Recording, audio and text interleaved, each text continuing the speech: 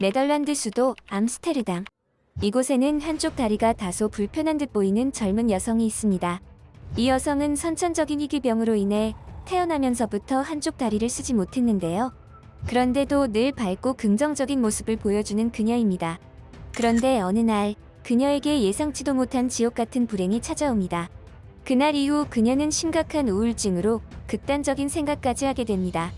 하지만 그녀가 마지막 여행지로 선택한 한국에서 단 한 번도 겪어보지 못했던 충격적인 경험을 하게 되었다고 하는데요. 도대체 그녀에게는 무슨 사연이 있었던 것일까요?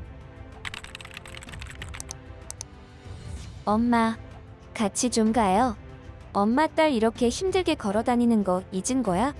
이러다가 결혼식장에 도착하기도 전에 땀으로 샤워하겠다. 오늘은 오빠의 결혼식이 있는 날입니다. 저는 태어났을 때부터 한쪽 다리가 마비되는 희귀 질환을 앓고 있습니다. 걸을 때 살짝 불편한 정도이지만 일상생활에는 크게 지장이 없기에 그런대로 만족하며 살고 있죠. 저의 이런 긍정적인 마인드는 타고난 성품이라기보다는 주변의 도움과 한국 덕분에 만들어진 성격이라고 생각해요. 저는 평소에 한국의 영화와 드라마, 그리고 음악을 듣는 걸 매우 좋아하고 즐깁니다. 한국의 이런 문화 콘텐츠들을 즐길 때면 더없이 행복하고 긍정적인 희망이 샘솟고는 하죠. 게다가 어떻게 보면 여자로서 매력이 떨어질 수 있는 불편한 다리를 가지고 있음에도 저를 사랑해주는 지금의 남자친구 덕분에 하루하루 행복하게 살아가고 있습니다. 사실 저의 장래 꿈은 한국에서 사회복지사가 되는 것입니다. 지금은 물론 남자친구가 반대하는 바람에 잠시 접어둔 꿈이지만요. 언젠가는 그 꿈을 이룰 날이 있지 않을까 조심스레 기대하고 있죠.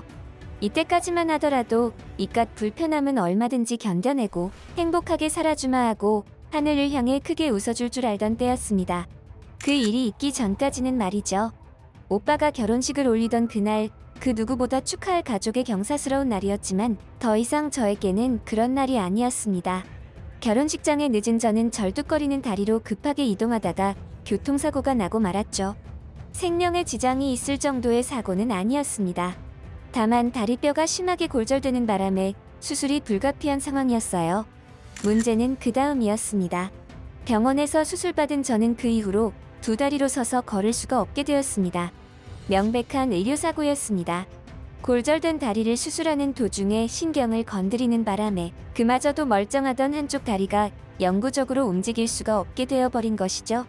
처음에는 정말이지 이 세상이 원망스럽고 부모님마저도 원망스러웠습니다. 그나마 한쪽 다리에 의지하며 겨우 일상생활은 지낼 수 있었는데 이제는 그마저도 힘들게 되었습니다. 도대체 하늘은 왜 나에게 이런 일들을 생기게 하는 걸까? 내가 무슨 잘못을 그렇게 했다고? 다리에 희귀병이 있어서 불편한 생활을 하게 된 것도 억울한데 그나마 멀쩡하던 다리는 의료사고로 완전히 마비되어 버리다니. 휠체어에 몸을 의지하여 생활한 지 얼마 되지 않았을 때는 종종 물건을 집으려다가 넘어지는 일도 잦았습니다. 그럴 때면 이렇게 살아서 무엇 하나 싶은 생각도 들었어요. 이제는 꼼짝없이 휠체어 신세를 지면서 평생을 살아가야 했습니다. 참 신기한 일이죠. 제가 그토록 좋아하던 한국의 영화나 드라마들을 시청해도 이제는 전혀 즐겁지 않았습니다. 제 삶의 원동력이 되어줬다고 생각했던 것들인데 불과 얼마 전까지만 하더라도 나에게 그토록 즐거움을 선사해준 것들인데 말이죠. 한쪽 다리만 불편하던 때와 지금은 완전히 상황이 달랐습니다. 그런 부분들이 저의 정신적인 부분들에 영향을 많이 미쳤나 봅니다. 그도 그럴 것이 제 주변의 반응들부터가 그때와는 달랐으니까요. 사고 이전에는 한쪽 다리가 조금 불편한 사람이었지만 일반적인 사람을 대하는 것과 별반 다를 게 없었습니다. 하지만 지금은 완전히 장애인 취급을 받고 있죠. 혼자서 계단을 이동하지도 못했고 대중교통을 혼자서 이용하지도 못하는 상태였습니다. 이제는 타인의 도움이 없이는 일상생활조차 힘들어진 상황이었죠. 저의 행복하던 일상이 완전히 산산조각 나버린 건 어쩌면 당연한 결과였습니다. 이렇게 저의 정신력이 무너져 내리자 그 영향은 독버섯의 포자처럼 제 주변인들에게까지 퍼져나갔습니다. 그들이 저를 대하는 태도가 조금씩 변하고 있다는 것을 느꼈죠. 하지만 그 사람이 저에게 그렇게 할 줄은 정말이지 상상도 하지 못했습니다. 애초에 제가 한쪽 다리가 불편한 상태에서 만난 사람이었고 그런 부분들을 모두 이해해주고 저를 아껴주는 사람이었기에 그 충격은 몇 배로 컸죠. 언제부터인지 남자친구가 냉랭해졌다는 것을 느꼈습니다. 가끔씩 이유 없이 휠체어에 앉아있는 저를 경멸적인 시선으로 바라보기도 했죠. 확실히 예전과는 전혀 다른 반응이었습니다. 참다 못한 저는 남자친구에게 이 문제에 관해서 이야기를 꺼냈고, 그날은 우리가 사귄 이후로 가장 크게 싸운 날이 되었습니다. 리에크, 넌 걷지도 못하는 주제에 뭐가 그렇게 잘난 척을 하는 건데? 네가 알기는 뭘 알아? 솔직히 내가 너 만나주는 것만 해도 엎드려서 절을 해야 하는 거 아냐? 뭐가 그렇게 원하는 게 많아? 그리고 저는 그날처럼 모욕감을 느낀 적이 없었습니다. 그날의 남자친구는 더 이상 내가 알고 있던 남자친구의 모습이 아니었습니다. 대놓고 저의 장애를 모욕했고 무시했습니다. 한편으로는 원래 저게 남자친구의 본 모습인데 그동안 감춰왔던 건 아닐까 하는 생각마저 들게 했죠. 당연할지도 모르지만 그렇게 우리는 그동안 사귀었던 시간과 추억에 비해 다소 쉽고 간단하게 이별하게 되었습니다. 워낙 저에게는 소중했던 사람인지라 그 충격은 예상보다 컸습니다. 이별 이후에 저는 더더욱 두문불출하였고 사람들조차 만나지 않았죠. 제가 가지고 있는 신체의 장애도 극복할 수 있게 해준 남자친구와 그토록 모욕적인 결과로 이별을 하게 되자 더더욱 저의 상심은 컸습니다. 우울증이 생길 정도로 말이죠. 내 인생에서 가장 행복함과 즐거움을 주었던 모든 것이 산산이 부서져 버리자 더 이상 살아갈 의욕을 잃었던 것 같습니다. 그저 하루하루를 눈뜬 시체처럼 살아갔죠. 이런 저의 모습이 안타까웠는지 하루는 어머니께서 저에게 다가와 이런저런 이야기들을 해주었습니다. 리에크, 내 딸아. 요즘 많이 힘드니? 나는 우리 딸이 예전처럼 밝고 긍정적인 아이가 되었으면 좋겠구나. 엄마는 생각의 힘이라는 것을 믿는단다. 아무리 현실이 힘들고 괴로워도 어떻게 생각하고 받아들이냐에 따라서 그 사람의 인생은 앞으로 몇 년 안에 완전히 달라지겠지. 엄마는 우리 딸이 앞으로 행복한 인생을 살 수 있었으면 좋겠구나. 그런 의미로 우리 여행 갈까? 우리 딸이 그렇게 가고 싶어 했던 한국 어때? 이때 어머니가 해주신 말씀은 저에게 큰 영향을 미쳤습니다. 더 이상 저를 아껴주고 사랑해주는 사람과 모든 것들이 사라졌다고 생각했지만 그건 저의 착각이었습니다. 어머니의 말씀대로 어떻게 생각하고 받아들이냐에 따라서 모든 것이 바뀌는 게 맞았습니다. 과거에 제가 한쪽 다리가 불편할 때도 저는 긍정적으로 살아가고 있었고 한편으로 생각해보면 그때보다 지금이 더 최악이라고 볼 수만도 없었죠. 그냥 다리 한쪽이 불편한 사람에서 두 쪽이 불편한 사람이 되었을 뿐입니다. 그렇게 생각을 바꿔먹은 것은 신의 한 수가 되었습니다. 조금씩 부정의 기운이 물러나기 시작했죠. 서서히 저의 일상으로 돌아가기 위해 발버둥을 쳤습니다. 그리고 어머니와 처음으로 한국 여행을 가게 되었죠. 이때는 정말이지 꿈에도 몰랐습니다. 한국에서 그런 일들을 겪게 될 줄은 말이죠. 한국에서의 첫날은 꽤나 행복한 하루였습니다.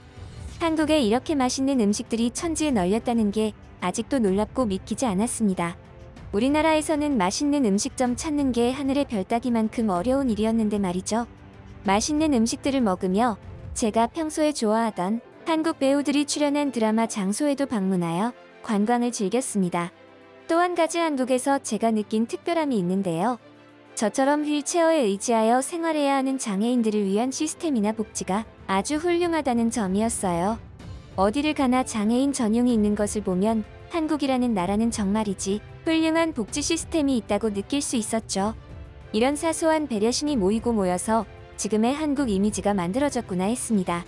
그렇게 저는 제 다리가 불편하다는 생각을 잊어버리고 정신없이 행복하고 즐거운 한국 여행의 첫 번째 날을 보냈습니다.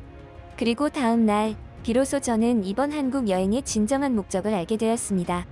아침부터 부랴부랴 무언가 짐을 싸던 어머니의 표정은 다소 긴장한 듯 보였습니다. 어머니가 아침부터 저를 데리고 간 곳은 다름 아닌 한국의 병원이었습니다. 그리고 그곳에서 한국 의사 선생님과 어머니에게 모든 이야기를 듣게 되었죠. 리에크, 이 이야기를 미리 하지 않은 것은 미안하구나. 하지만 미리 얘기했으면 네가 거절하지는 않을까 노심초사하여 말하지 않았다. 어머니는 제가 남자친구와 헤어지고 크게 상심하여 인생을 포기하고 있었을 때 제 다리를 치료하기 위해서 물심양면으로 고민하고 병원들을 알아보고 다녔다는 걸 알게 되었죠. 심지어 네덜란드뿐만 아니라 의술이 좋다고 알려진 여러 다른 국가들에도 수소문해왔던 모양이었습니다. 그런데 의아스럽게도 최종적으로 어머니가 제 다리를 치료하기 위해서 선택한 곳은 미국도 다른 유럽 국가들도 아닌 한국이었습니다. 어머니가 한국을 선택한 이유는 명확했습니다. 유일하게 저의 다리를 치료할 수 있다는 가능성을 보여준 곳이 한국뿐이라고 했으니까요. 어머니는 한국 병원에 그러한 소견을 받은 이후로 곧바로 저와의 한국 여행을 계획했던 겁니다. 저는 어머니의 그런 속뜻을 알고 나서 눈시울을 붉힐 수밖에 없었죠.